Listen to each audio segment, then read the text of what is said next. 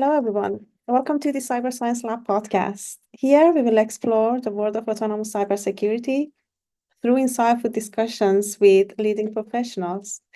I'm Dr. Tooska Dargahi, Senior Lecturer in Cybersecurity at Manchester Metropolitan University, and your host for today's episode. Before we start our conversation, I would like to introduce Autonomous Cyber 2024 workshop. This workshop will be co-located with the 31st ACM Conference on Computer and Communication Security, ACM CCS 2024, which will be held on October 18, 2024 in Salt Lake City in the US. This workshop is dedicated to the rapidly evolving field of autonomous cybersecurity. Our focus this workshop is on integrating and advancing autonomous systems designed to increase the security of corporate networks. You could visit our website for more information and submitting your work. So before starting my conversation with my guest today, I would like to talk a little bit about the statistics that we have about cyber attacks. According to statistics provided by Statista, the global cost of cybercrime is expected to increase from $9.22 trillion in 2024 to $13.82 trillion by 2028. That is a huge number. As connectivity increases, the cyber attacks are evolving more and they are becoming more complicated. This is why today we will discuss about the main technologies, challenges, and the great potential of autonomous cybersecurity. So our conversation today is with Professor Ali Dehghantanha from the University of Guelph in Canada.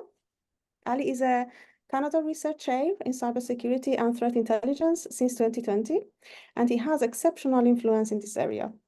Ali, I'm so pleased to have you today. Thank you so much for joining. Good to be here, right? Great. That's great. So before starting our conversation, can you please briefly introduce yourself and your current role? Oh, you said everything, almost everything. But yeah, I am a professor and a Canada researcher in cybersecurity and threat intelligence at the University of Guelph, Ontario, Canada. This is probably the best time of the year in Canada. So you can see big smiley faces here.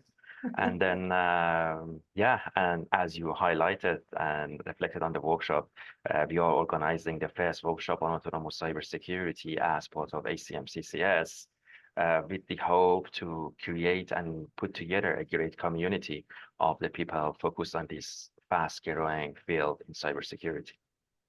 That's great. Yeah, of course. We will talk about workshop in a bit. But before that, let's talk a little bit about the autonomous cybersecurity.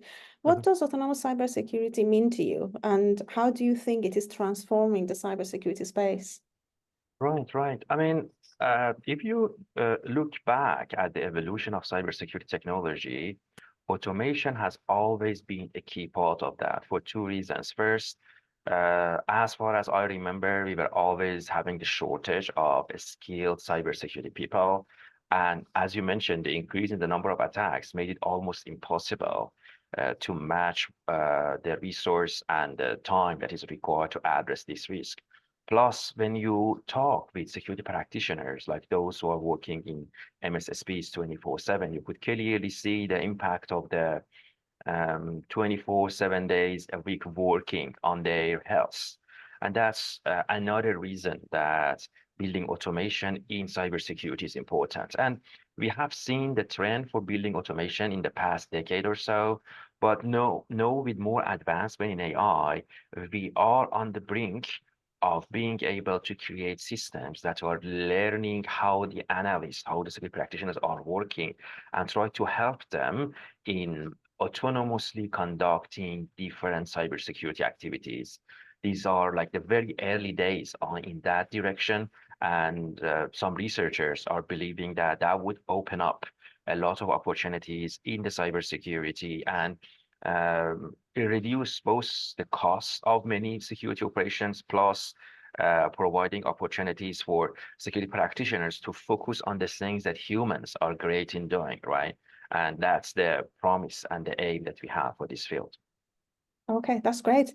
So, I mean, you mentioned AI. AI is a very hot topic these days. What do you think is what are the most recent or most promising technologies in this domain?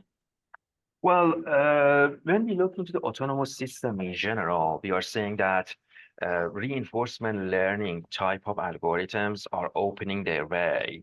And with the combination of the reinforcement learning with LLM models and LLM AI systems that we have, even there are more opportunities in terms of making the AI in a conversational mode, talking to the analyst, understanding their needs, understanding their requirements, and then make it automated, right? So I would say that the combination of these technologies, LLMs, as well as autonomous reinforcement learning, whether it's like quantum reinforcement learning, the traditional reinforcement learning systems that we have, would provide a lot of opportunity to cybersecurity. In addition to that, the growing amount of data that are generated in the field and made accessible to the researchers is like another venue that opens up the way for development of more autonomous cybersecurity systems. Of course, of course. All technologies have advantages and disadvantages and challenges, right? So, and the same applies for AI and machine learning Mhm. algorithms and so on. What do you think is the biggest challenge of using these kind of algorithms or AI systems in autonomous cybersecurity? Right. In in building autonomous systems in general, the need for data is one of the biggest barriers to be able to build a realistic system. But when we look into the cybersecurity specifically, one of the key elements of an effective cyber defense detection and response is the customization that are given by analysts to their own infrastructure and the system. If we all follow just the standard processes and the systems, once an attacker can bypass one system, they would be able to bypass all of the other systems that have been configured similarly. That's why customizing the system, making changes that is making it more difficult for the attackers to target a specific organization becomes more and more important. One of the barriers that we have and one of the issues that are in adoption of autonomous cybersecurity systems is actually being able to learn from the organization and from the individual activities as opposed to only focusing on what is said, what's suggested in the standard, right? And that's one of the main barriers that the autonomous and adaptive cybersecurity systems are trying to overcome. They're trying to learn how the system works for a specific clients or specific organizations. And for those type of environments, we usually have limited data and we need to learn on the scene, on the specific scene itself, right? With the data that's there, Yeah, right? of That course. makes deployment of many of these autonomous systems as like scene AI clients. So you try to have the minimum training of your data and do the most of the training on site as the systems are being deployed. Okay, yeah, that makes a lot of sense. Having the data and then learning is perhaps the most challenging part. Also, I'm thinking, considering that with this automation and everything becoming autonomous, what will happen to the humans that are doing this job, human analysts in the cybersecurity domain? Well, these days in the cybersecurity, you are seeing a lot of works that are done by the humans that can be automated and should be automated. So with the emergence of autonomous cybersecurity first, and I would hope the immediate impact on the human work is improving their mental health because the human is looking at the tickets, at the events that could not be responded by the AI, right, by the cyber security automation that we have in place. So that's the immediate impact. The other impact is human can focus a lot more on how to customize their AI systems to give more value to the organization as opposed to being engaged on day-to-day operation activities, right? That's Yeah, the second impact.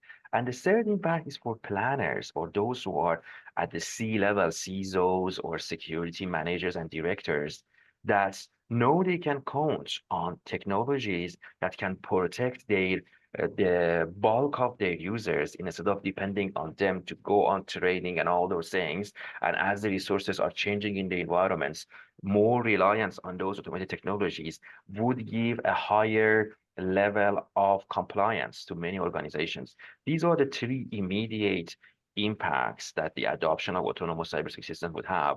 Although I should note that we are at very early stages and we are still on the research mode for most of these technologies. Yeah, so it is not going to impact their job, and they are not going to lose their jobs.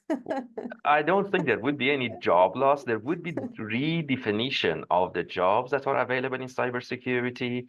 Yeah, And at the same time, as I said, uh, autonomous systems should learn from the how the humans are working, right? yeah, And of work with them course. to improve it, right? So it's not going to replace anything. It's just going to reduce their workload. Of course. So as you know, our upcoming workshop that you also mentioned is trying to address these challenges and discuss the opportunities that is coming with this autonomous cybersecurity. Right, and you are one of the organizers of the workshop. What are your thoughts about the potential impact of these kind of workshops? Right. I mean, similar to any new field of research, building a community around that, understanding who is doing what, would help a lot in setting up the agenda for the research and pushing the boundaries, right, in that direction. And that's exactly the point and the main purpose of this work that we're putting together. We try to see the community, see everyone converging together on this specific topic. We are looking at this workshop more like a think tank group that not only come and present their latest and greatest research, but discuss about what are the future agendas, what are the future next steps.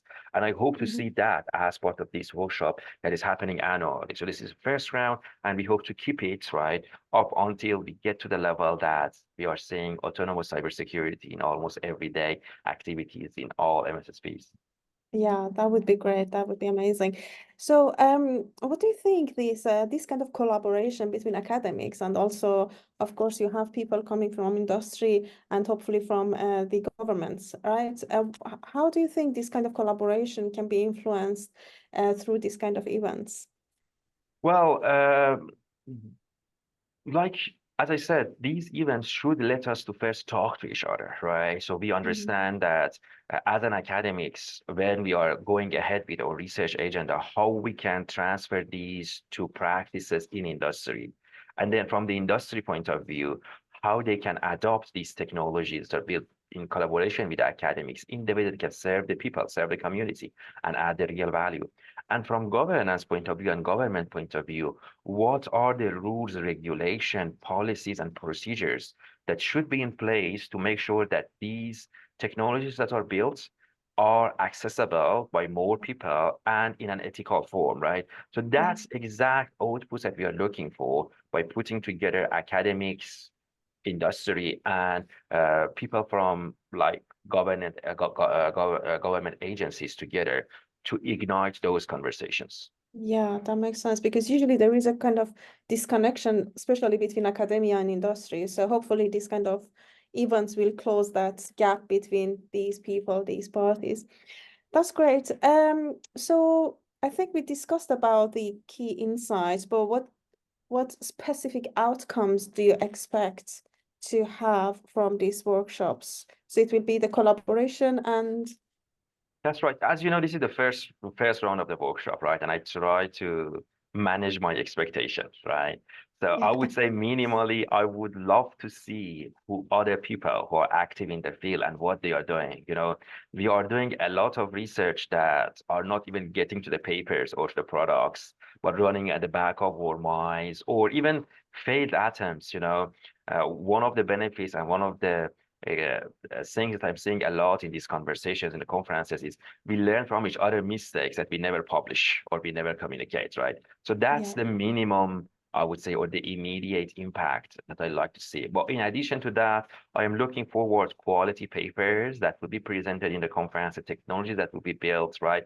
As you know, in that workshop, that we are accepting different types of papers. So we have like full research papers, position that are reflecting a research that has all the data and the results. Then we do have a type of paper for position new ideas. I'm looking forward to see how are those submissions and what are the people's position papers. And even we have SOK papers, systemization of knowledge papers, right?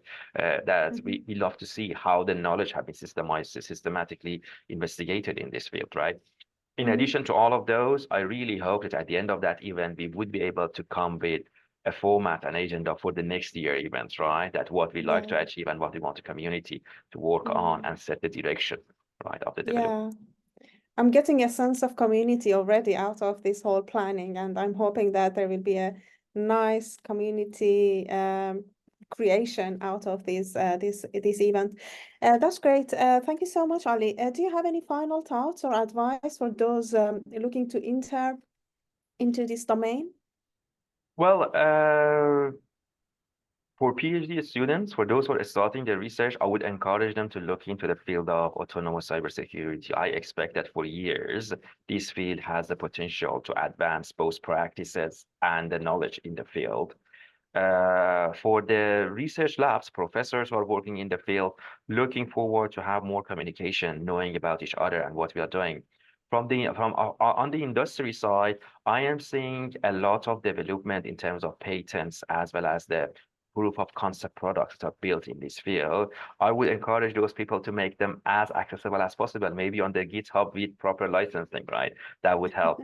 And from the government and governance point of view, well, you need to start thinking about how these autonomous systems in general are going to impact the people's life, right? So it is the time to start those conversations with the technology builders and researchers to set the path forward properly for all societies. Yeah, that's great. Yeah, of course. That would be great. So I know you have lots of experience in this field, and people may want to reach out to you to have more conversation or to find out more about your work. So where can our listeners follow your work or reach out to you? What is the best medium or the best way to find you? Right. My lab website, cybersciencelab.com, is probably the best place, the best starting point, but we are very active on LinkedIn, and that's usually the best place for the people to find us, talk to us, and start conversation. And as usual, and as always, we are looking forward collaboration. We are looking forward contacts in this field and looking forward to build a great community around this topic. That's perfect. Thank you. On behalf of the Cyber Science Lab podcast team and also the organizers of the workshop, I would like to thank you for your time and for accepting our invitation and talking to us. It was a pleasure talking to you, Ali, today. Thank you, Tooska. Great talking to you. Wonderful works. Keep it up. Thank you. Bye. But before we finish this episode, a quick reminder about the Autonomous Cyber 2024 workshop that we talked about it today. The important dates are the paper submission deadline would be July 8th, 2024, and the workshop will be held on October 18th, 2024. So for more information about the workshop itself and how to submit your papers, please visit our website. Thank you for listening to this podcast. Don't forget to follow us on our social media and see you next time. Thank you.